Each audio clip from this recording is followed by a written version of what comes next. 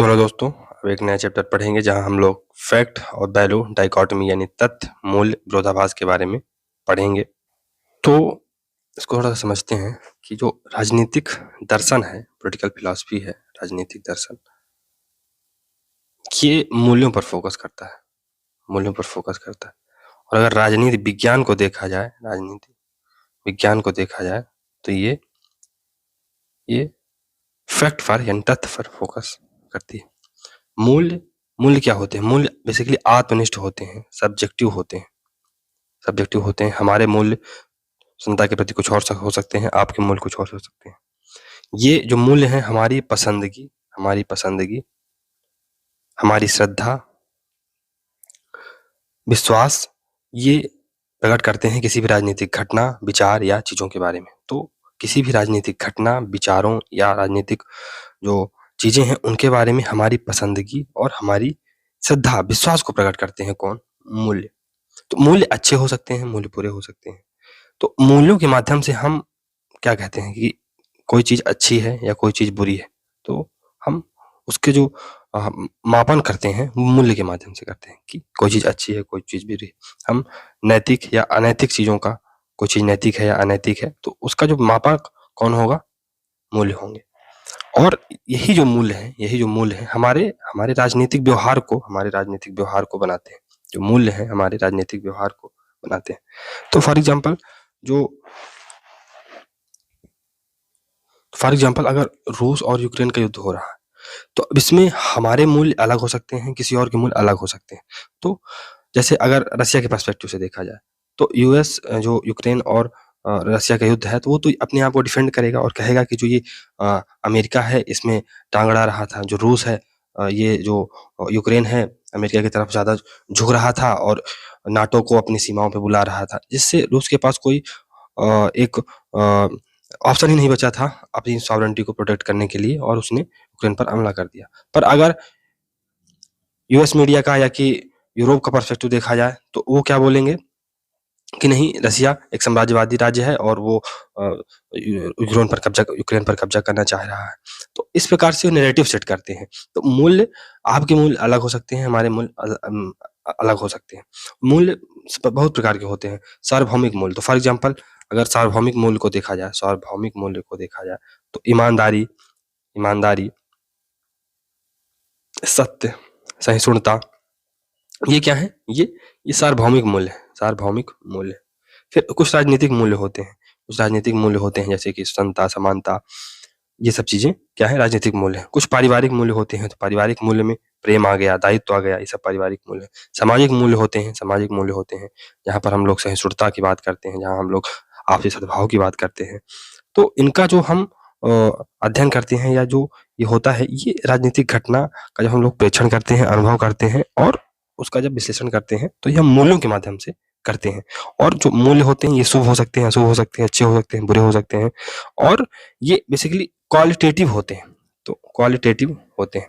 अगर फैक्ट को देखा जाए, तो फैक्ट ये आत्मनिष्ठ नहीं वस्तुनिष्ठ होते हैं, यानी कि ये ऑब्जेक्टिव होते हैं, ये सब्जेक्टिव नहीं होते हैं। फैक्ट अगर जैसे मान कह दिया जाए कि मोदी जी भारत के प्रधानमंत्री हैं, तो अब ये फैक्ट है, ये हर जगह पर एक ही फैक्ट होगा, ऑब्जेक्टिव है, इसमें कोई आप मूल्य नहीं घुसा रहे हैं। लेकिन अगर जब आप ये कहते हैं कि मोदी जी अच्छे प्रधानमंत्री हैं, तब ये सब्जेक्टिव हो गया। आपके लिए अच्छे हो सकते हैं, मेरे लिए अच्छे नहीं हो सकते हैं, तो तब ये सब्जेक्टिव हो गया। लेकिन आप ये बता रहे हैं कि मोदी जी भारत के प्रधानमंत्री हैं, तो ये एक वस्तुनिष्ठ चीज है, ऑब्जेक्टिव चीज है।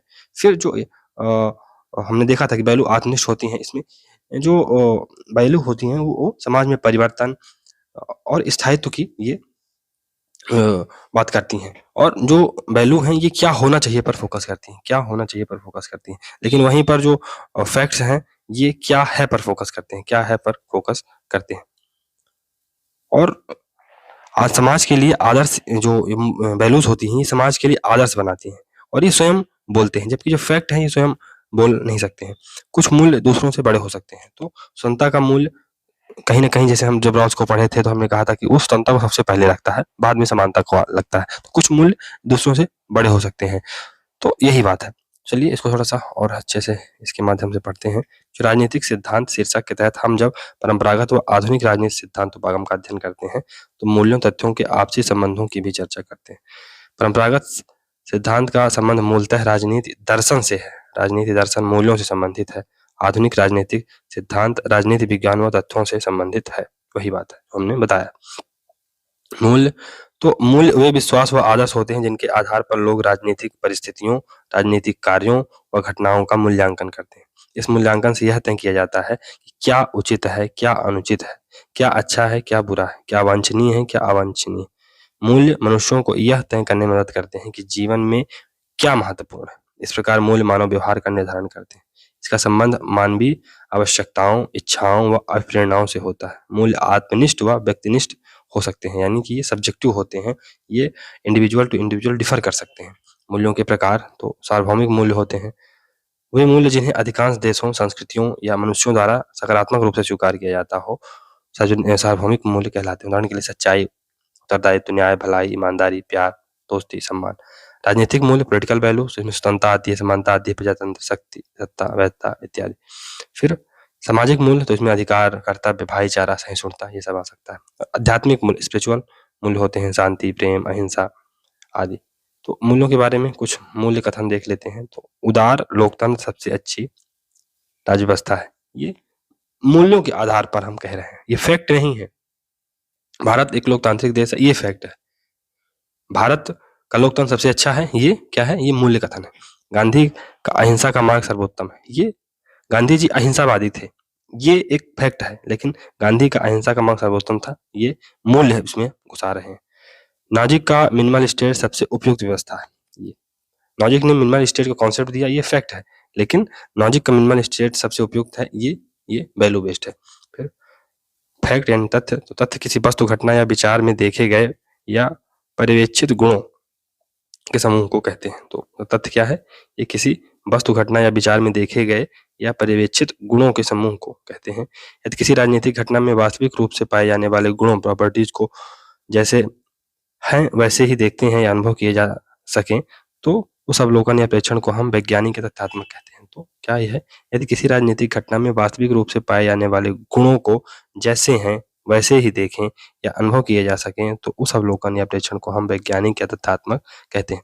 भारत के प्रधानमंत्री मोदी जी, जो जैसा ये तथ्य है उसी प्रकार से इसको देखा जाए, समझा जाए, अनुभव किया जाए, इसका अवलोकन किया जाए, प्रेक्षण किया जाए, तब तो ठीक है, ये वैज्ञानिक है, तथ्यात्मक है। तथ्य किसी घटित हो चुकी घटना की ओर संकेत करते हैं कि 1857 में भारतीयों ने क्रांति की थी। ये किसी घटित हो चुकी घटना की ओर संकेत करते हैं। उदाहरण के लिए एक तथ्य है कि प्राचीन एथेंस के लोकतंत्रवादियों ने सुकरात को मृत्युदंड दिया था। तो ये एक तथ्य है जो पिछली घटनाओं, जो घटना घट चुकी है उसके बारे में संकेत कर रहे हैं। अमेरिकी नेताओं ने 1776 में अपनी स्वतंत्रता की घोषणा कर दी थी। 1917 में रूस में लेनिन के नेतृत्व में बोल्शेविकों ने सत्ता हथिया ली थी, या 26 जनवरी 1950 को भारत का संविधान लागू हुआ था। ये तथ्य हैं जो किसी घटित हो चुकी घटना की ओर संकेत कर रहे हैं। मूल्य निरपेक्ष अध्ययन की विचारधारा और तथ्यवाद, तो शुद्ध व्यवहारवादी मूल्य, तो निरपेक्ष मानवीय विज्ञान की कल्पना करते थे। शुद्ध व्यवहारवादी मूल्य है वो निरपेक्ष मानवीय विज्ञान की कल्पना करते थे, कि एब्सोल्यूट ह्यूमन साइंस की बात करते थे। इस प्रकार के सार्वजनिक व्यवहार के विज्ञान की कल्पना अगस्त कॉम्टे, दुर्खीम, मैक्स वेबर आदि समाजशास्त्रियों ने की थी। प्राकृतिक विज्ञान और समाजशास्त्र के अतिरिक्त इस विचारधारा को गति तार्किक प्रत्यक्षवादियों यानी लॉजिकल पॉजिटिविस्ट से मिली है, जिन्हें वियना वृत्त या वियना सर्किल भी कहा जाता है। इस सर्किल का आरंभ 1922 में वियना विश्वविद्यालय में मोरिज स्लिक, रुडोल्फ कार्नेप आदि के द्वारा किया गया। उन्होंने अध्यात्म शास्त्र, नीति शास्त्र जैसे परंपरागत अनुशासनों की तीखी आलोचना की, जिसका आधार उनके सामने उनके अपने अर्थ थे, न कि कोई अनुभाविक अर्थ था। हितवादियों ने केवल गणितीय व अनुभाविक विवरणों को ही अर्थपूर्ण स्वीकार किया है, जिनका हम देख सकते हैं, हम जरूर कर सकते हैं, या कोई गणितीय विवरण है उन्हें ही हम स्वीकार करेंगे। वे समस्त मूल्यों को व्यक्तिगत वरीयता यानी प्रेफरेंस मात्र मानते हैं, कि कोई भी मूल्य है वो केवल एक व्यक्तिगत मान्यता है। आप क्या मान रहे हैं, वो तो सामने वाला क्या मान रहा है, इससे ज्यादा और वो कुछ नहीं है। इस वरीयता दृष्टिकोण की स्पष्ट व्याख्या टी वेल्डॉन की वोकैब्युलरी ऑफ पॉलिटिक्स में पाई जाती है। मूल्यों की समस्या, तो राजनीति विज्ञान को राजनीति का विज्ञान बनाने के लिए व्यवहारवादियों ने वैज्ञानिक पद्धति के अतिरिक्त मूल्य निरपेक्ष, वैल्यू फ्री, यानी हम वैल्यू अपनी नहीं घुसाएंगे, हम केवल तथ्यों का विवरण करेंगे, तथ्यों की व्याख्या करेंगे, अपना मूल्य उसमें नहीं बताएंगे, अपना सॉल्यूशन नहीं देंगे। परंपरावादी विचारक किसी न किसी रूप से मूल्यों को प्रधानता देते आए थे। वे उन्हें धर्म विशेष से, प्रकृति से, दार्शनिक चिंतन से, स्वतः प्रसूत अवधारणाओं से, इतिहास प्रसूत राजनीतिक विचारों से, कानून, संविधान या नैतिक आचारों से ग्रहण करते थे। ये मूल्य सदैव विश्वास, आस्था, श्रद्धा, आंतरिक प्रेरणा आदि स्रोतों पर आधारित होते थे। मूल निरपेक्षवाद के दुष्परिणाम क्या हुए? अगर हमने वैल्यू फ्री पॉलिटिक्स की बात की, उसके परिणाम क्या हुए उसको देखते हैं। तो प्राकृतिक विज्ञानों, समाज शास्त्र, व्यवहारवादी दृष्टिकोण से उपजी मूल्य निरपेक्षता शीघ्र ही वैज्ञानिक पद्धति का अभिन्न अंग बन गई, किंतु इसके दुष्परिणाम भी सामने आए। राजनीति का विज्ञान अप्रासंगिक ज्ञान व तथ्यों का ढेर बनकर रह गया। तो हमने पिछले लेक्चरों में भी देखा था कि कोई भी जो पॉलिटिकल साइंस का स्टूडेंट होगा, उसके घर में, जो उसकी लाइब्रेरी में डेविड स्टन, अल्वन पावल, इनकी किताबें नहीं मिलेंगी। किताबें आप देखेंगे तो रॉल्स की मिलेंगी, प्लेटो की मिलेंगी, अरिस्टोटल की मिलेंगी, ऐसे थिंकरों की। क्यों? क्योंकि इनका जो दर्शन है या इनकी जो बातें हैं, वो कुछ ना कुछ मूल्यों पर बात करते हैं, कुछ ना कुछ हमें देने की बात करते हैं, कुछ ना कुछ हमें हमारे हमारे जीवन में परिवर्तन लाने की बात करते हैं, जिन्हें अर्नोल्ड वेक्स ने 20वीं सदी के राजनीतिक सिद्धांत की एक बड़ी दुखांत घटना, ट्रेजेडी, कहा। मूल्यों के वैज्ञानिक विश्लेषण की संभावना। मूल्यों के वैज्ञानिक अध्ययन की संभावना और आवश्यकता का प्रभावशाली प्रतिपादन अर्नोल्ड वेक्स ने अपने वैज्ञानिक मूल सापेक्षतावाद में किया है। भले ही अंतिम मूल्यों को अंतर्वैयक्तिक संचारणीयता यानी इंटरपर्सनल कम्युनिकेशन की कसौटी पर कसा न जा सके, पर उसका वैज्ञानिक विश्लेषण तथा उसके आधार पर वरीयताएं प्रेफरेंस वस्तुनिष्ठ ढंग से और निष्पक्ष रूप से बताई जा सकती हैं। मूल सापेक्षवाद समाज विज्ञान और राजनीति विज्ञान में वैज्ञानिक विश्लेषण कर सकने की तटस्थ स्थिति का नाम है। इस स्थिति को अपनाकर राजनीतिक वैज्ञानिक अपने मूल्यों को तो पृथक कर देते हैं तथा दिए हुए अन्य विचार या घटना में निहित मूल्यों की दृष्टि से अध्ययन करता है। उदाहरण के लिए वह अपनी दृष्टि की बजाय शहीद भगत सिंह के कार्यों का अध्ययन करता है, या तो शहीद की अपनी दृष्टि से या ब्रिटिश सरकार की दृष्टि से कार्य करेगा। तो मूल सापेक्षतावाद क्या है? Moral relativism. कि जैसे मान लो भगत सिंह ने फांसी पर चढ़ गया, तो अब वो उनके कार्यों का अध्ययन करेगा, उनकी दृष्टि से देखने का प्रयास करेगा। मूल सापेक्षतावाद में ये रहता है कि मूल्य रिलेटिव है। भारत में जो स्वतंत्रता का मूल्य है, जो डेमोक्रेसी का मूल्य है, वो अमेरिका में नहीं है। अमेरिका में डेमोक्रेसी का हाईएस्ट फॉर्म देखा जाता है। इसलिए हम देखते हैं कि जब डेमोक्रेसी जैसे इंडेक्स आते हैं, डेमोक्रेसी के ऊपर इंडेक्स आते हैं, तो भारत को बहुत ही कम रैंक दी जाती है, या भारत की जो रैंक है वो बहुत पीछे होती है। इसका कारण क्या है? क्यों? क्योंकि जो मूल्य है और जो हम लोग जैसे डेमोक्रेसी को क्या मानते हैं कि डेमोक्रेसी है, वोट देने की क्षमता है, बोलने की क्षमता है, यही सब डेमोक्रेसी है। लेकिन जो अमेरिका में डेमोक्रेसी के मायने हैं वो अलग हैं कि आप कुछ कर पा रहे हैं डेमोक्रेसी के माध्यम से कि नहीं। आपको बोलने सोचने की क्षमता है तो ठीक है, आप राजनीति में हिस्सा ही ले रहे हैं, लेकिन क्या डेमोक्रेसी आपको रियल वैल्यू दे रही है? क्या आपके आत्म विकास में सहायक हो रही है? इन सब चीजों पर उसको कसा जाता है। समानता और स्वतंत्रता जैसे मूल्यों के परिणामों का वैज्ञानिक विश्लेषण किया जाए तो उससे एक नवीन स्वतंत्र देश को अपना मूल्य निर्धारित करने में सहायता मिलेगी। इस तरह सापेक्षवादी विश्लेषण करके यह बताया जा सकता है कि अधिकांश लोग किस मूल्य को प्राथमिक या वरीयता देते हैं। फिर मूल्य और तथ्य में अंतर देख लेते हैं, तो इसका थोड़ा सा समझते हैं कि मूल्य ये शुभ अशुभ, अच्छा बुरा, उचित अनुचित, सही या गलत की कसौटी पर कसे जाते हैं। स्वतंत्रता का मूल्य सही है, उचित है, अनुचित है, अच्छा है, बुरा है, इन सब कसौटियों पर ये कसे जाते हैं। इसमें अध्यक्षात्मक प्रणाली शासन व्यवस्था की सर्वोत्तम प्रणाली है, इसे कई कसौटियों पर कसा जा सकता है। तो जैसे कहा गया कि जो प्रेसिडेंशियल सिस्टम है वो डेमोक्रेसी की सबसे अच्छी व्यवस्था है, शासन प्रणाली की सबसे अच्छी व्यवस्था है। अब इसको सही है, गलत है, उचित है, अनुचित है, शुभ है, अशुभ है, इसको कई कसौटियों पर कसा जा सकता है। तथ्यों की एक ही कसौटी होती है, सत्य है या असत्य, ट्रू और फॉल्स। भारत में अध्यक्षात्मक शासन प्रणाली, यह ट्रू है या फॉल्स ही हो सकती है, भारत में नहीं है, क्योंकि इसमें तथ्य विद्यमान है। आप इसमें मूल्यों को या ये सही है गलत है ऐसा कुछ बोल नहीं सकते, क्योंकि जो है तो है। फिर मूल्य गुणात्मक होते हैं, यानी क्वालिटेटिव होते हैं, इन्हें मापा नहीं जा सकता है। स्वतंत्रता को आप माप नहीं सकते हैं, समानता को आप नहीं माप सकते हैं, कितनी स्वतंत्रता, 1 किलो स्वतंत्रता, 2 किलो स्वतंत्रता या 1 किलो समानता नहीं नाप सकते हैं। लेकिन जो तथ्य होते हैं ये मात्रात्मक होते हैं, ये परिमाणात्मक होते हैं, इन्हें मापा जा सकता है। फिर ये जो मूल्य हैं ये व्यक्तिनिष्ठ होते हैं, आत्मनिष्ठ होते हैं, यानी सब्जेक्टिव होते हैं।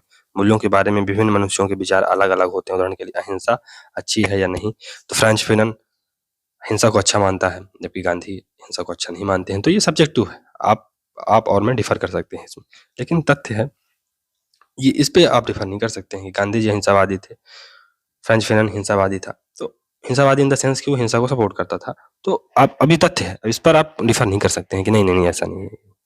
मूल्य तो सामाजिक व राजनीतिक परिवर्तन या स्थायित्व के हिमायती होते हैं। तो ये सामाजिक परिवर्तन या स्थायित्व के, या तो ये सामाजिक परिवर्तन लाने की बात करेंगे, या तो ये क्रांति करवाएंगे मूल्य, या जैसे लिबर्टी इक्वलिटी फ्रेटर्निटी के जो मूल्य थे इन्होंने 1789 की क्रांति करवा दी, या तो ये स्थायित्व को मेंटेन करने की बात करेंगे। मूल्य जहाँ पर ऐसी बातें कहते हैं जो तथ्य होते हैं तटस्थ होते हैं, न्यूट्रल होते हैं, ये अपने आप में न्यूट्रल होते हैं, ये अपने आप को है ना, मतलब मूल्य तटस्थ होते हैं बेसिकली, मतलब इनका कोई विशेष वो नहीं रहता है कि ये परिवर्तन या स्थायित्व लाने का प्रयास करते हैं, ऐसा कुछ नहीं। मूल्य तो मूल्य है, फैक्ट तो फैक्ट है। मूल्य ये कल्पनात्मक या आदर्शात्मक हो सकते हैं। उदाहरण के लिए गांधी का हिंसात्मक रामराज्य, अहिंसात्मक रामराज्य, तो ये काल्पनिक और आदर्शवादी हो ही सकते हैं। तथ्य हैं ये यथार्थ, व्यवहारिक एवं वैज्ञानिक होते हैं। अब आप तथ्यों के साथ छेड़खानी नहीं कर सकते।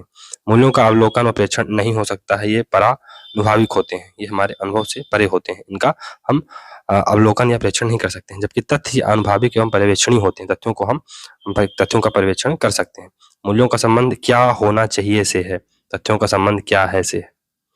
मूल्य आंतरिक भाव है, हमारे मूल्य जो हमारे आत्मा की आवाज है, जबकि जो तथ्य हैं ये बाहरी यथार्थ है, ये बाहरी यथार्थ है। मूल्य एक सकारात्मक व नकारात्मक पसंद है, जबकि तथ्यों के साथ ऐसा कोई चीज नहीं है। तो कोई स्वतंत्रता को पसंद करता है, कोई नहीं पसंद करता है, तो ये उसका इंडिविजुअल या उसका जो सब्जेक्टिव एक्सपीरियंस हो सकता है। जबकि जो तथ्य हैं ऐसा उनके साथ कुछ नहीं। मूल्य सोपानिक होते हैं, कुछ अन्यों की अपेक्षा ज्यादा वांछनीय होते हैं। वही बात है कि हायरार्किकल होते हैं, कुछ मूल्य ज्यादा अच्छे होते हैं, कुछ मूल्य कम अच्छे होते हैं। इनमें सोपानिकता नहीं पाई जाती है, किनमें, तथ्यों में। अब भारत के प्रधानमंत्री मोदी जी हैं, राहुल गांधी विपक्ष के लीडर हैं, तो ये इसमें अब क्या ही सोपानिकता है, कोई नहीं। लेकिन जो डेमोक्रेसी का मूल्य है हमारे लिए कुछ अलग हो सकता है, अमेरिका वालों के लिए कुछ अलग हो सकता है। या स्वतंत्रता राज के लिए सर्वोत्तम है, जबकि मार्क्सवादी अगर स्वतंत्रता की बात करें तो उनके लिए समानता सबसे पहले है। तो कुछ मूल्य बड़े हो सकते हैं, कुछ मूल्य छोटे हो सकते हैं। फिर मूल्यों का संबंध राजनीति दर्शन से है, तथ्यों का संबंध राजनीति विज्ञान से है, वही बात है। तो नेक्स्ट है तथ्यों व मूल्यों के आधार पर राजनीतिक सिद्धांत के प्रकार। तो पहला है नॉर्मेटिव थ्योरी, मानकीय सिद्धांत। तो इसमें मूल्यों पर बल दिया जाता है। नॉर्मेटिव थ्योरी में मूल्यों पर बल दिया जाता है, वैल्यूज पर फोकस किया जाता है। वैल्यूज क्या होती हैं, जैसे स्वतंत्रता हो गई, स्वतंत्रता एक वैल्यू है, समानता एक वैल्यू है, तो इसमें वैल्यूज पर फोकस किया जाता है। तो इसमें जो विचारकों के 3 वर्ग हैं, एक तो मूल्यवादी विचारक होते हैं, for example Plato, Aristotle, Hobbes, ये सब कैसे थिंकर हैं, ये मूल्यवादी थिंकर है, किसी न किसी मूल्य को ये आगे बढ़ाने का बात कर रहे हैं। फिर अनुभव मूलक सिद्धांत यानी इंपिरिकल थ्योरी, तो इसमें विशुद्ध मूल निरपेक्षवादी होते हैं, तथ्यों पर इनका बल होता है, और ये तथ्यवादी होते हैं, ये विचारक तथ्यवादी होते हैं। तो अगर अरस्तु को देखा जाए तो वो भी एक तथ्यवादी थिंकर था, उसकी जो पद्धति थी अनुभव मूलक थी। लेकिन इसके बाद जब बिहेवियरिज्म में हम आते हैं तो डेविड स्टन जैसे थिंकर को पाते हैं। पॉजिटिविज्म से ये कॉन्सेप्ट, बेसिकली पॉजिटिविज्म से ये प्रभावित था, जो बिहेवियरिज्म था वो भी, और नेशनल पॉजिटिविज्म। तो यहाँ पर अगस्ट कॉम्टे जैसे थिंकर आएंगे, तो ये तथ्यों पर बल देंगे, विशुद्ध मूल निरपेक्षवादी होंगे और तथ्यवादी होंगे। फिर वैज्ञानिक मूल निरपेक्षवाद यानी साइंटिफिक वैल्यू रिलेटिविज्म, तो इसमें मूल्य व तथ्य सापेक्षता पर बल दिया जाएगा कि कहीं कहीं मूल्य भी इंपॉर्टेंट रहेंगे, कहीं कहीं तथ्य भी इंपॉर्टेंट रहेंगे, और दोनों ही आपस में सापेक्ष रूप से निर्भर हैं एक दूसरे पर। तो ये वैज्ञानिक मूल्य सापेक्षवादी कहलाते हैं। मानकीय सिद्धांत, नॉर्मेटिव थ्योरी, परंपरागत सिद्धांत है, ये ट्रेडिशनल पॉलिटिकल थिंकिंग है जो हम पहले पढ़ चुके हैं। यहाँ पर वैल्यू पर, मूल्यों पर फोकस किया जाएगा, यहाँ पर क्या होना चाहिए पर फोकस किया जाएगा, यहाँ पर थ्योरी दी जाएगी, पुनर्निर्माण किया जाएगा सिद्धांतों का, सोल्यूशन बताए जाएंगे आपको कि क्या एक आदर्श समाज कैसा होना चाहिए, एक आदर्श मनुष्य कैसा होना चाहिए, एक आदर्श राज्य व्यवस्था कैसी होनी चाहिए। तो इस प्रकार की बातें ये करते हैं। तो मानक नॉर्म्स का अर्थ सामाजिक व राजनीतिक जीवन से जुड़े ऐसे मापदंड हैं जो यह निर्धारित करते हैं कि क्या उचित है और क्या अनुचित है। इसमें हम इथिकल जो पर्सपेक्टिव है उसको भी देखने को मिलता है। धर्मनिरपेक्षता एक मानक है, लोकतंत्र एक मानक है और गांधी जी की अहिंसा भी एक मानक है। तो ये मानक है जिसके आधार पर स्वतंत्रता एक मानक है। तो इस मानक के आधार पर हमने स्वतंत्रता को एक मानक रखा। अब हम विभिन्न देशों का एनालिसिस करेंगे। हम चीन का अध्ययन करेंगे, हम अमेरिका का अध्ययन करेंगे और हम पता लगाएंगे कि स्वतंत्रता जो कि एक मानक है पर कौन सा देश ज्यादा सही खरा उतर रहा। राजनीति के मानकीय सिद्धांत के अंतर्गत राजनीति को मानकों, मूल्यों, आदर्शों को लागू करने का साधन माना जाता है। मानकीय सिद्धांत क्या होना चाहिए संबंधित होते हैं। इनमें प्रचलित व्यवस्था की आलोचना की जाती है, वही क्रिटिकल इवेल्युएशन किया जाता है और सामाजिक पुनर्निर्माण की योजनाएं प्रस्तुत की जाती है। फिर मानकीय सिद्धांत आलोचनात्मक व निर्देशात्मक होते हैं। क्रिटिकल व पर्सपेक्टिव मेथड इसमें होता है। वही बात है, कुछ निर्देश दिए जाते हैं, कुछ सोल्यूशन बताए जाते हैं। इसलिए दांते जर्मिनो ने beyond ideology colon the revival of political theory में लिखा है कि राजनीति सिद्धांत सचमुच राजनीति का आलोचना शास्त्र है और कुछ नहीं। तो ये राजनीति सिद्धांत क्या है? राजनीति का आलोचना शास्त्र है। इसमें क्रिटिकल इवेल्युएशन चीजों का किया जाता है। प्लेटो सुकरात का करेगा। सुकरात जो अरस्तु है वो प्लेटो का, फिर अरस्तु और प्लेटो का जो विवरण है वो कोई और थिंकर करेगा। इस प्रकार इसमें आलोचना समालोचना होती रहती है। सच्चे राजनीतिक दार्शनिक सदैव मत विरोधी होते हैं। यही कारण है कि सुकरात ने सत्ताधारी के प्रति सत्य बोला, प्राणदंड पाया। मानकीय सिद्धांत निर्देशात्मक इसलिए हैं क्योंकि यह राजनीतिक सदजीवन के लिए कुछ हमें निर्देश देते हैं कि एक गुड पॉलिटिकल लाइफ कैसी होनी चाहिए। तो इसके लिए कुछ निर्देश देंगे। तो अरस्तु निर्देश देगा कि आप पॉलिटी में आइए, आप सामूहिक बुद्धि को ज्यादा इंपॉर्टेंट दीजिए, फिलॉसफर किंग को हटाइए। तो ये मूल्यवादी होते हैं बेसिकली। फिर ये मूल्यवादी होते हैं जो विशिष्ट मूल्यों स्थापना व सुरक्षा करना राजनीति विज्ञान का उद्देश्य मानते हैं। उनकी दृष्टि से मूल्यों के बिना राजनीति विज्ञान संभव नहीं है और ना ही वांछनीय है। फिर अनुभवमूलक सिद्धांत एम्पिरिकल थ्योरी आधुनिक सिद्धांत है ये। तो जो कुछ हम देखते हैं, सुनते हैं या अनुभव करते हैं वह अनुभवमूलक है। हम अपनी इंद्रियों फॉर एग्जाम्पल आँख, कान, नाक, जीभ, त्वचा से जो निरीक्षण और पर्यवेक्षण करते हैं वह अनुभवमूलक है। उदाहरण के लिए नींबू खट्टा है, चीनी मीठी है, जीभ का अनुभव है। अनुभवमूलक सिद्धांत वैज्ञानिक व व्याख्यात्मक पद्धति यानी साइंटिफिक और डिस्क्रिप्टिव मेथड पर आधारित होते हैं। यह तथ्य बाधित होता है तथा राजनीति के अध्ययन में मूल्यों का तिरस्कार किया जाता है। नेक्स्ट है विशुद्ध मूल निरपेक्षवादी। तो ये अध्ययन से मूल्यों को पूर्णतः पृथक रखते हैं। विशुद्ध मूल निरपेक्षवादी हैं, ये अध्ययन से मूल्यों को पूर्णतः अलग रखते हैं। समाज विज्ञानों को प्राकृतिक विज्ञानों के समक्ष बनाने का प्रयास करते हैं। तो ये जो सोशल साइंस है उसको प्योर साइंस या नेचुरल साइंस बनाने का प्रयास करते हैं। मूल्यों को ये दूर रखते हैं। ये अपने आप को बायस्ड नहीं होना दिखाना चाहते हैं कि हम बायस्ड हैं किसी के प्रति। अनुभवमूलक सिद्धांत से जुड़ी अवधारणाएं, तो इससे जो अवधारणाएं जुड़ी हैं वो है प्रत्यक्षवाद, पॉजिटिविज्म। ये भी पॉजिटिविज्म क्या कहता है कि जो चीजें सत्य हैं, जिन्हें हम देख सकते हैं, जिनका हम अनुभव कर सकते हैं, केवल वही सत्य है। नव या तार्किक प्रत्यक्षवाद सेम चीजें ये भी कहता है कि जो चीजें हम जिन चीजों का हम अनुभव कर सकते हैं, जिन्हें हम रीजन के माध्यम से सिद्ध कर सकते हैं, जिनका हम पर्यवेक्षण कर सकते हैं, वही चीजें हैं। लिंग्विस्टिक प्रिंसिपल, भाषा शास्त्रीय दर्शन और व्यवहारवाद इन तीनों का एक प्रकार से कह सकते हैं कि मिश्रण है। प्रत्यक्षवाद समाज शास्त्र यानी सोशियोलॉजी के पिता अगस्ट कॉम्टे ने प्रत्यक्षवाद के प्रमुख प्रवर्तक व पिता हैं। अगस्ट कॉम्टे प्रत्यक्षवाद का प्रणेता है। वहीं जॉन ऑस्टिन विधिक प्रत्यक्षवाद लीगल पॉजिटिविज्म का प्रणेता है कि जो चीज लीगल है, जो चीज हम जिन नियमों को, जिन तथ्यों को देख सकते हैं वही केवल सत्य है, बाकी सब असत्य। प्रत्यक्षवाद वह सिद्धांत है जो वैज्ञानिक पद्धति से प्राप्त ज्ञान को ही विश्वस्त, प्रामाणिक व उपयोगी मानता है। प्रत्यक्षवाद 18वीं और 19वीं सदी में यूरोप में चला एक दार्शनिक आंदोलन था जिसने वैज्ञानिक दृष्टिकोण, अनुभवमूलक ज्ञान तथा तथ्यात्मकता को बढ़ावा दिया। प्रत्यक्षवाद का मूल उद्देश्य क्या था? सामाजिक विज्ञानों को प्राकृतिक विज्ञानों के स्वरूप में ढालना। तो हम जो सोशल साइंस है उसको नेचुरल साइंस की तरह कैसे बना सकते हैं, इसका मेन जोर था पॉजिटिविज्म का। तथा मूल्य मुक्त यानी वैल्यू फ्री और नैतिक रूप से निष्पक्ष। हम किसी प्रकार से इथिकली करेक्ट या इनकरेक्ट नहीं होंगे, हम निरपेक्ष होंगे, निष्पक्ष होंगे, अध्ययन करने का बढ़ावा दिया। यह पराभौतिक है यानी ये मेटाफिजिकल है। ये इस परलोक जो यह पराभौतिक, नैतिक, धर्मशास्त्र और संबंधित सिद्धांतों में कोई महत्व नहीं देता है। तो जो मेटाफिजिक्स है या कि जो इथिकल या रिलीजियस जो थ्योरीज हैं उन पर इसका कोई महत्व नहीं है। प्रत्यक्षवाद के अनुसार विश्व की घटनाओं को सही व्याख्या केवल तथ्यों और वैज्ञानिक नियमों के आधार पर ही की जा सकती है, अमूर्त चिंतन या कल्पना के आधार पर नहीं। अगस्त कॉम्टे ने अपनी प्रसिद्ध पुस्तक द पॉजिटिव फिलॉसफी प्रत्यक्षवादी दर्शन में लिखा है कि मानकीय ज्ञान की प्रत्येक शाखा को अपने उच्चतम स्तर पर पहुंचने से पहले 3 सैद्धांतिक या पद्धति वैज्ञानिक यानी कि जो मेथोडोलॉजिकल अवस्थाओं से गुजरना पड़ता है, 3 अवस्थाओं से गुजरना पड़ता है। अर्थात प्रत्येक विषय का विकास निम्नलिखित 3 चरणों में होता है। पहला, धर्म मीमांसीय अवस्था, थियोलॉजिकल स्टेज। यह ज्ञान की आरंभिक अवस्था है। इनमें सभी घटनाओं का मूल कारण ईश्वर या अलौकिक शक्तियों को माना जाता है। तो राजा की दैवीय उत्पत्ति का सिद्धांत, तो सबसे पहले अगर फॉर एग्जाम्पल जो हम लोग अभी लोक कल्याणकारी राज्य देख रहे हैं या राज्य जो लिमिटेड पावर राज्य की देख रहे हैं, सबसे पहले राजा का जो राज्य का सिद्धांत आया या राजा के शक्तियों का जब विवरण आया, तो उसमें राजा की दैवी शक्ति का सिद्धांत आया, यानी थियोलॉजिकल स्टेज थी ये प्रारंभिक अवस्था थी। इसमें सभी घटनाओं का मूल कारण ईश्वर को माना गया। फिर तत्वमीमांसी अवस्था यानी मेटाफिजिकल स्टेज, तो यह ज्ञान की मध्यवर्ती यानी द्वितीय अवस्था है।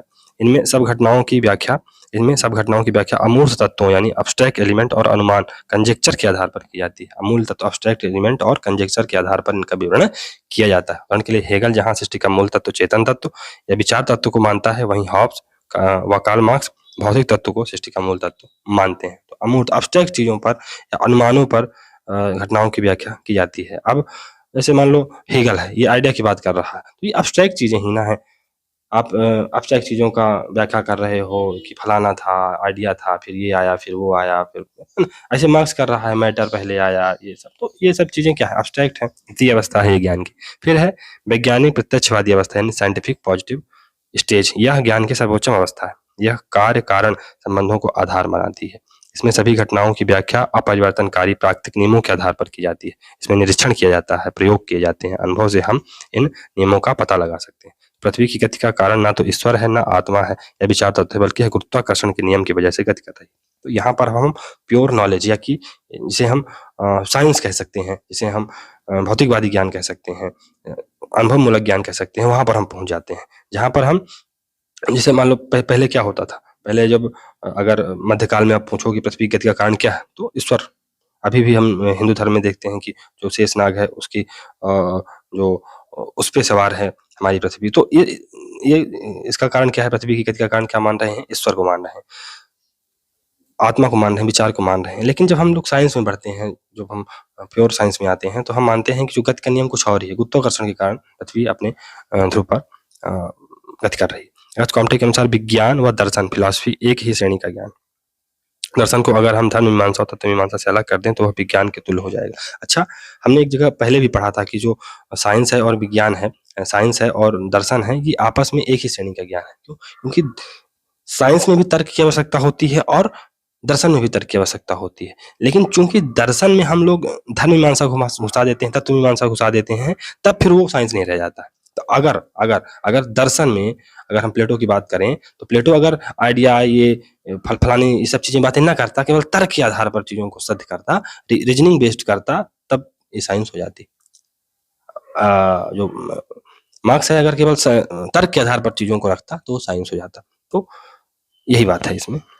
फिर विज्ञानों का श्रेणी तंत्र यानी हायरार्की ऑफ साइंसेस। तो अगस्त कॉम्टे के अनुसार प्रत्येक विषय एक विज्ञान बनेगा, एक दिन विज्ञान बनेगा, प्रत्येक विषय एक दिन विज्ञान बनेगा। लेकिन विज्ञान बनने का एक विकास क्रम या श्रेणी होती है। सबसे पहले वह विषय विज्ञान बनता है जो सबसे कम जटिल है तथा मानव जीवन से कम जुड़ा हुआ है। तो विज्ञान कौन बन गया, भौतिकी, रसायन शास्त्र। तो ये मानव जीवन से उतना नहीं जुड़े हैं जितना राजनीति शास्त्र जुड़ा है, जितना सोशियोलॉजी जुड़ा है, सीधे मनुष्य से समाज से इंटरेक्ट करते हैं। इसलिए पहले गणित विज्ञान बना और इसके अध्ययन में वैज्ञानिक प्रत्यक्षवादी पद्धति अपनाई गई। गणित के बाद क्रमशः नक्षत्र विज्ञान, एस्ट्रोलॉजी, भौतिक विज्ञान, रसायन शास्त्र विज्ञान बनेंगे। सोशियोलॉजी इसके बाद विज्ञान बनेगी क्योंकि यह अधिक मानवीय सरोकार रखने वाला जटिल विषय है। और राजनीति विज्ञान तो पता नहीं कब विज्ञान बनेगा। तो नेक्स्ट है नव प्रत्यक्षवाद, नियो पॉजिटिविज्म। इसे तार्किक प्रत्यक्षवाद या लॉजिकल पॉजिटिविज्म या तार्किक इंद्रियानुभववाद कहा जाता है, रेशनल एम्पिरिसिज्म कहा जाता है। नव प्रत्यक्षवाद के प्रणेता मैक्स वेबर व वीना सर्किल के विद्वान रहे हैं। वीना सर्किल ने 1920 से 1930 के दशक में नव या तार्किक प्रत्यक्षवाद का विकास किया। तार्किक प्रत्यक्षवाद भी प्रत्यक्षवाद की तरह वैज्ञानिक ज्ञान को ही यथार्थ ज्ञान मानता है। तो एक तो समानता ये है कि ये वैज्ञानिक ज्ञान यानी जो हम लोग साइंस के माध्यम से जो ज्ञान प्राप्त करते हैं वही ज्ञान केवल एक सत्य ज्ञान है या रियल नॉलेज।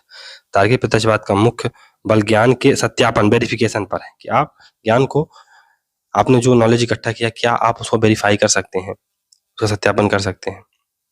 इसके अनुसार जो निष्कर्ष या ज्ञान अनुभव द्वारा सत्यापित नहीं होते हैं वह निरर्थक है। अगर आप किसी ज्ञान को वेरीफाई ही नहीं कर सकते हैं, अगर आप गति के नियम को वेरीफाई ही नहीं कर सकते हैं, आप 2 into 2 4 होता है उसको वेरीफाई नहीं कर सकते हैं, तो उसका ज्ञान का कोई मतलब नहीं है, ऐसा नव प्रत्यक्षवादी मानते हैं। नव प्रत्यक्षवाद का समर्थक कार्ल पॉपर ज्ञान व सत्य के सत्यापन की बजाय मिथ्यापन, फाल्सिफिकेशन पर बल देता है। अच्छा, ज्ञान को सिद्ध करने का दो कारण हो सकते हैं, दो मतलब तरीकों से। आप या तो ज्ञान को आप सिद्ध करिए, किसी भी नॉलेज को, गति के नियम आप सिद्ध करिए, प्रमेय लगाइए, या तो आप उसको असत्य साबित कर दीजिए, फाल्सिफाई कर दीजिए, तो भी, या कि आप मतलब जैसे मान लो आपने कहा कि हम इसको सिद्ध करना चाहते हैं, अब आप किसी को ऐसा बोल दीजिए कि आप इसको अब आप इसको असत्य करके दिखाइए, इसे फाल्सिफाई करके दिखाइए।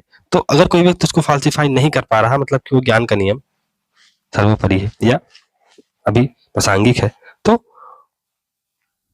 जो अप्रत्यक्षवादी हैं वो सत्यापन पर बल देते हैं, जबकि जो कार्ल पॉपर है फाल्सिफिकेशन पर बल देता है। अगर आप किसी चीज को सिद्ध कर सकें कि वो गलत है, तो वो चीज अपने आप नष्ट हो जाएगी। वीनर सर्कल के सदस्य मोरिज स्लिक हैं, ये पिता कहे जाते हैं वीनर सर्कल के। फिर रुडोल्फ कार्नाप या कार्नेप हैं, फिर विक्टर क्रॉफ हैं, हर्बर्ट फीगल हैं और एजे एयर है।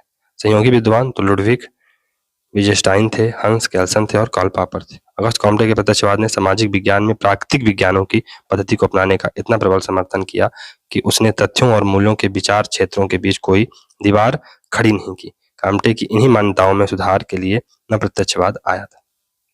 क्या हुआ था कि जो अगस्त कॉम्टे का प्रत्यक्षवाद है, उसने सामाजिक विज्ञान में प्राकृतिक विज्ञानों की पद्धति को अपनाने का इतना प्रबल समर्थन किया कि उसने तथ्यों और मूल्यों के विचार क्षेत्रों के बीच कोई अंतर नहीं किया। उसने मूल्यों को तो नकार ही दिया और तथ्यों और मूल्यों पर कोई अंतर नहीं किया। इसलिए इन्हीं जो मान्यताओं को, कांट की इन्हीं मान्यताओं को सहारने के लिए नवप्रत्यक्षवाद आया। नवप्रत्यक्षवाद आनुभाविक व तार्किक कथनों को स्वीकार करता है तथा विज्ञान व तथ्यों पर बल देता है। ये परंपरागत राजनीति सिद्धांत को पराभौतिक विज्ञान से परे मूल रूप से अतार्किक मानता है। नवप्रत्यक्षवाद तार्किकता, रैशनलिज्म व अनुभववाद पर आधारित है। फ्रैंकफर्ट स्कूल नव मार्क्सवाद से संबंधित आलोचनात्मक सिद्धांत शास्त्री प्रत्यक्षवाद व तार्किक प्रत्यक्षवाद से कट्टर आलोचक है। फिर भाषा शास्त्री दर्शन, तो भाषा शास्त्री दर्शन भी पारंपरिक राजनीतिक सिद्धांत का आलोचक है। भाषा शास्त्री विद्वान भी तार्किक प्रत्यक्षवादी विचारों का समर्थन करते हैं। इस पर वीनर सर्किल का प्रभाव है। और भाषा शास्त्री दर्शन का प्रमुख विद्वान कौन है? लुडविग विजेनस्टाइन। व्यवहारवाद, प्रत्यक्षवाद व अप्रत्यक्षवाद के प्रभाव स्वरूप राजनीति विज्ञान में भी अनुभववाद, तथ्यात्मकता, वैज्ञानिकता को बढ़ावा देने के लिए शिकागो स्कूल के विद्वानों ने व्यवहारवादी आंदोलन को जन्म दिया। जहां डेविड स्टर्न और मंडावरडहल जैसे विद्वानों ने विज्ञानवाद और व्यवहारवाद पर बल दिया, वहीं उग्र मूल्यवादी दृष्टिकोण के मुख्य विद्वान लियो स्ट्रॉस ने इसकी आलोचना की। लियो स्ट्रॉस ने लिखा है कि नया राज्य विज्ञान अपने घर को जलता देखकर हंस रहा है, किंतु दोनों तथ्यों के आधार पर इसे क्षमा किया जा सकता है। इसे यह नहीं मालूम कि इसका घर जल रहा है और इसे यह भी नहीं मालूम कि यह हंस रहे हैं। तो जो नया राज्य विज्ञान है, ये जो फैक्ट चिल्ला रहा है, ये जो राजनीति का मेन उद्देश्य है कि आप लोगों की पॉलिटिकल, सोशल, आर्थिक और है ना, जो जीवन है उस पे आप परिवर्तन लाइए, उसको कहीं ना कहीं आप पॉजिटिवली इम्पैक्ट करिए। लेकिन अब राजनीति में क्या हो रहा है? राजनीति में केवल और केवल तथ्य इकट्ठा किए जा रहे हैं, उनकी व्याख्या की जा रही है, सोल्यूशन नहीं बताया जा रहा है। तो इसे देखकर कहता है लियो स्ट्रॉस कि जो ये जो व्यवहारवादी हैं, ये अपना घर जलता हुआ देखकर हंस रहे हैं, लेकिन इन्हें माफ कर देना चाहिए दो आधार पर। क्यों? क्योंकि इनको पता नहीं है कि ये इनका घर जल रहा है, और दूसरी चीज इनको ये भी नहीं पता कि ये हंस रहे हैं। लियो स्ट्रॉस के अलावा Hannah Arendt, Michael Oxford, Bertrand de Jouvenel, Eric Voegelin जैसे नव परंपरावादियों एवं थियोडोर अडोर्नो, हार्वर्ड मर्क्यूरी जैसे नव मार्क्सवादी विचारकों ने विज्ञानवाद, अनुभववाद, तथ्यवाद के विपरीत मूल्यवाद व राजनीतिक दर्शन को बढ़ावा दिया। उत्तर व्यवहारवाद ने तथ्य व मूल्यों के समन्वय को बढ़ावा दिया। तथ्य मूल के आपसी विवाद के कारण ही 1950 से 1960 के दशक में राजनीति सिद्धांत के पतन का मुद्दा उठा। 1971 में जब जॉन रॉल्स की प्रसिद्ध कृति थ्योरी ऑफ जस्टिस आई, तब मूल्यों व राजनीतिक सिद्धांतों का पुनरुत्थान। चलिए दोस्तों, अब अनुभवमूलक सिद्धांत और मान के सिद्धांत में अंतर देख लेते हैं। तो अंतर बहुत स्पष्ट है कि अनुभवमूलक जो सिद्धांत है, इसमें तथ्यों पर बल दिया जाता है, और जो मान के सिद्धांत है उन पर मूल्यों पर बल दिया जाता है। अनुभवमूलक सिद्धांत क्या है पर फोकस करते हैं, और मानकीय सिद्धांत क्या होना चाहिए पर फोकस करते हैं। इसमें वस्तुनिष्ठता पाई जाती है, इसमें आत्मनिष्ठता पाई जाती है। फिर जो अनुभवमूलक सिद्धांत, इसमें वैज्ञानिक और वर्णनात्मक पद्धति यानी साइंटिफिक और डिस्क्रिप्टिव मेथड का उपयोग किया जाता है। इसमें आलोचनात्मक व निर्देशात्मक पद्धति यानी क्रिटिकल व पर्सपेक्टिव मेथड का उपयोग किया जाता है। अनुभवमूलक सिद्धांत है, वहाँ ज्ञान का आधार अनुभव या तर्क है, और यहाँ पर ज्ञान का आधार चिंतन व तर्क है। फिर इसमें मात्रात्मकता व परिमाणात्मक ये होते हैं। कौन? अनुभवमूलक सिद्धांत, ये गुणात्मक होते हैं। फिर इसमें तथ्यों, अनुभव व विज्ञान पर बल देने वाले को रॉबर्ट डहल अनुभववादी यानी इंपीरिकल थ्योरिस्ट कहता है। आदर्शों, मूल्यों या दर्शन पर बल देने वाले को डहल, परा अनुभववादी या अनुभवेतरवादी यानी ट्रांस एम्पिरिसिस्ट कहता है। तो रॉबर्ट डहल के अनुसार तो उनकी रॉबर्ट डहल की जो पुस्तक है उसका नाम क्या है? Modern political analysis. Modern political analysis. तो अनुभववादी ये प्रथम वर्ग में आते हैं, एम्पिरिकल थ्योरिस्ट, और जो अनुभवेतरवादी हैं ये दूसरे वर्ग में आते हैं, ट्रांस एम्पिरिसिस्ट हैं ये।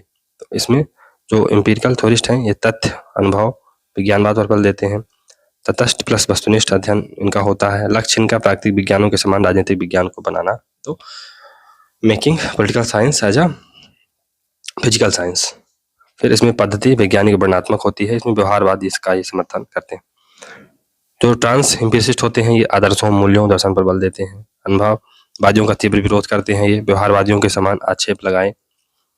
फिर समर्थन, तो इसका समर्थन Eric Voegelin, Leo Strauss, Michael Oxford, Jouvenel जैसे थिंकर करते हैं।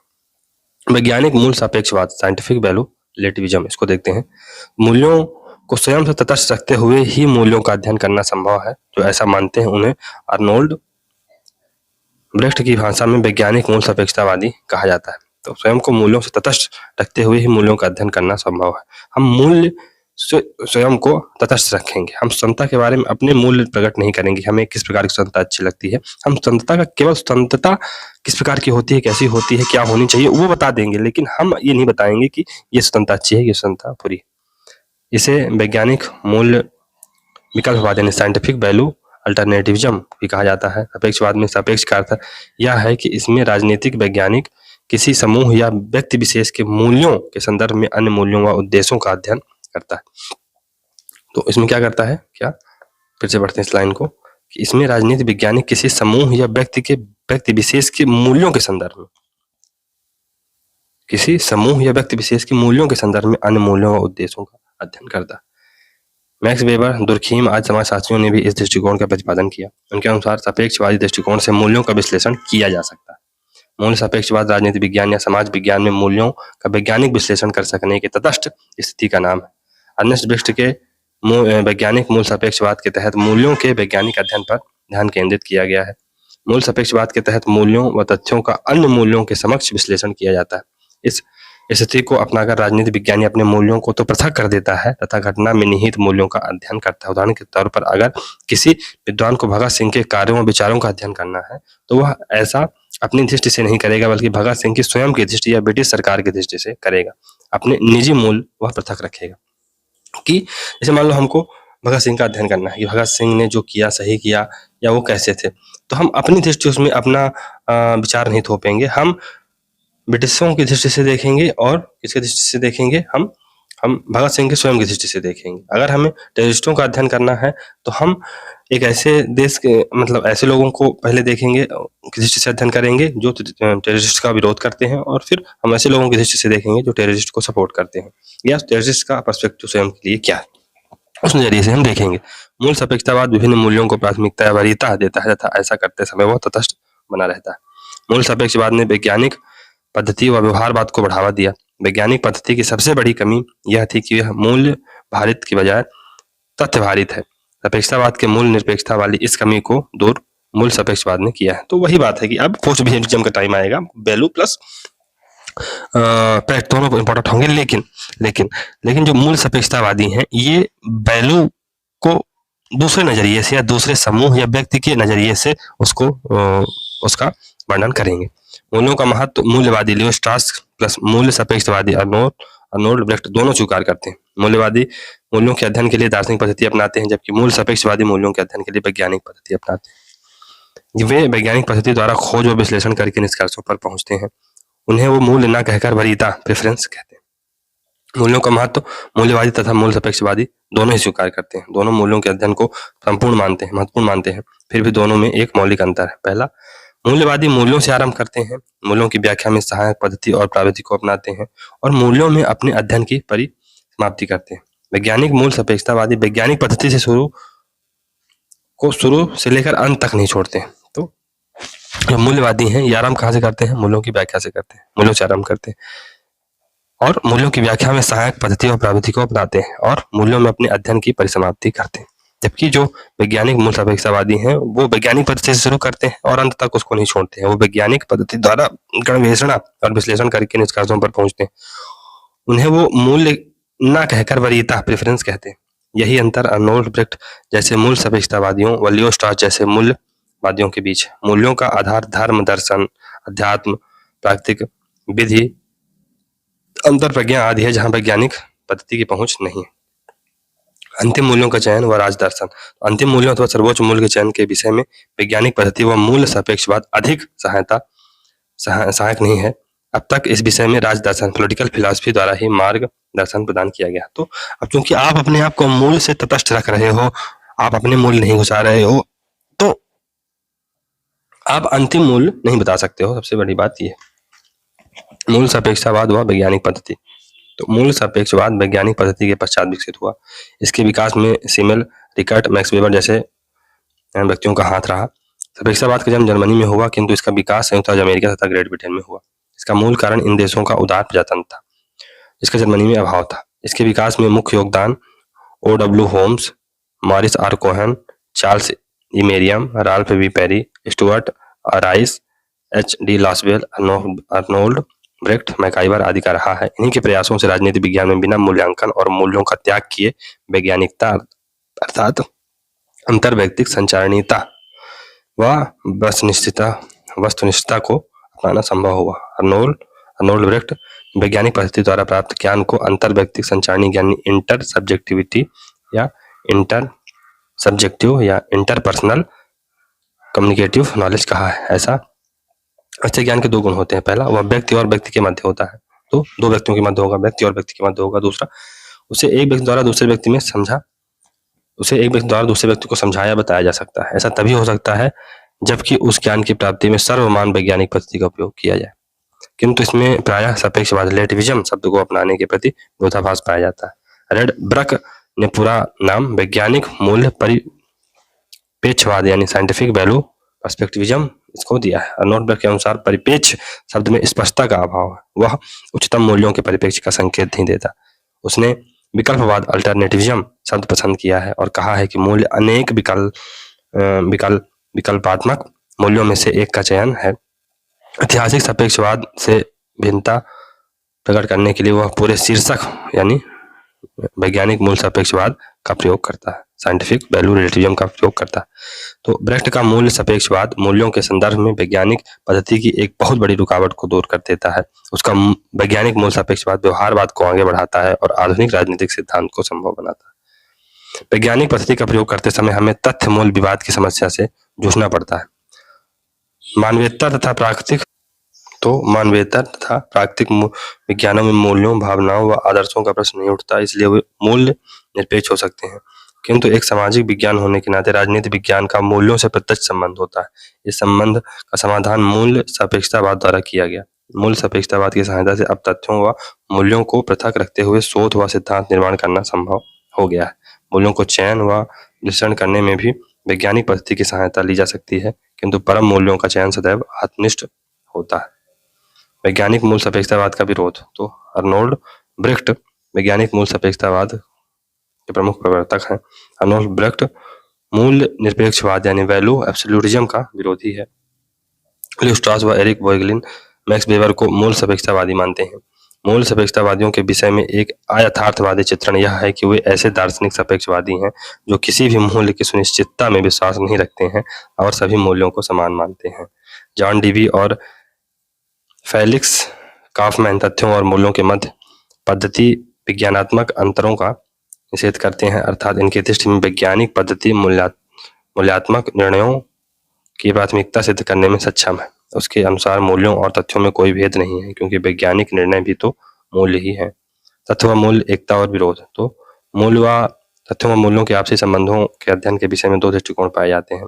पहला, प्रथम वर्ग तथ्य मूल पृथकता का विरोध तथ्य मूल पृथकता या विरोध को मानता है या तथ्यों को विशुद्ध तथ्यों या मूल निरपेक्ष रूप में अध्ययन करना संभव एवं आवश्यक मानता है। उदाहरण के लिए, एक मतदाता अपनी उम्मीदवारी को या अपने उम्मीदवार को एक तथ्य के रूप में सही प्रकार से जानना चाहता है, अथवा एक उम्मीदवार अपने निर्वाचन क्षेत्र को समझना चाहता है।